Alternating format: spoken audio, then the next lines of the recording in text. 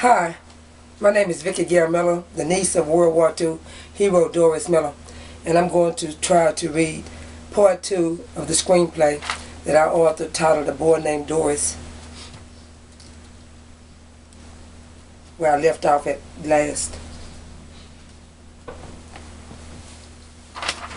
Well, yes, Doris Miller had become famous, with his name first being withheld from the world. And he was boldly informed by one of his comrade sailors one day, saying to him, "Doris Miller, as I told you, you're one heck of a neat hero. I heard that you got a citation of commendation from Secretary Frank Knox and a citation from President Roosevelt. Another good thing is the Navy recognizing and giving credit to your real name, Doris Miller. Are you spying on me?" "No, Doris. It's just that a lot of us Negroes and whites think that you deserve more than citations and a pat on the back. And there's a lot of push going on outside of the Navy about getting you rightfully awarded. That's great. But I need to hear from someone higher up than you before believing that I'll receive any other honor or award. I understand, Doris. It's very hard for Negroes to see that they deserve any differently when they have been used and their accomplishments suppressed for such a time. Your actions at Pearl Harbor captured national attention, and there are people, Doris, working outside of the Navy, working to get you properly honored, recognized, and awarded. Various civil rights groups, organizations, and other people. Those with power, voice, and influence, and those without. Watch yourself. I'll see you around." In America, national concern for proper awardings was already circulating in public outcry, mainly in circulating newspapers. 2 write-ups about Doris appeared in a Chicago, Illinois newspaper, 1 in New York City, and 3 in Washington, D.C. Headline news reporting write-ups along with write-ups in other newspapers. Negro hero gets Navy Cross. Mess attendant hero on battleship in Pearl Harbor attack. Carried dying captain from burning bridge. Negro receives Navy Cross for heroism in war. Negro awarded Navy Cross by President. Negro mess boy will get cross as Hawaii hero.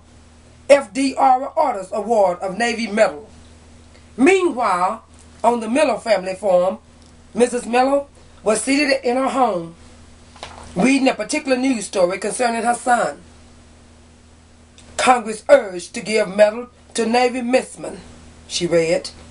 "Congress was urged today in a statement by Edgar O. Brown, Director of the National Negro Council, to pass a bill introduced by Senator Meade, Democrat of Michigan, to award the Congressional Medal of Honor to Doris Miller, colored messman, for heroic conduct at Pearl Harbor. Mr. Brown asked passage of the bill to accord the same honor to this colored American as other heroes of the nation, regardless of race, creed, or color. Time traveled beyond that day with Doris awarded the Navy Cross, Good Conduct Medal, American Defense Service Medal with Fleet Clasp, World War II Victory Medal, and posthumous the Purple Heart.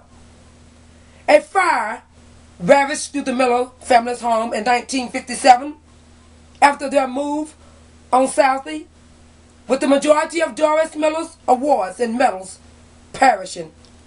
The Miller's home was not only restored from the fire's damage, also on November the 5th, 1971, Congressman W.R. Porge of Waco replaced all of the awards that had been lost in the house fire.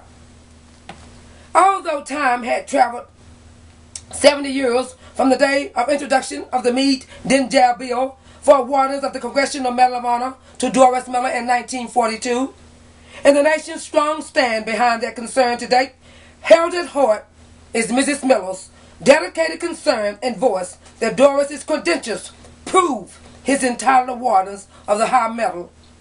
And with all fairness of equality, Doris Miller is entitled to the high award, showing America's highest thanks for his heroic contributions towards helping to save America, putting forth heroic actions above and beyond his call of duty.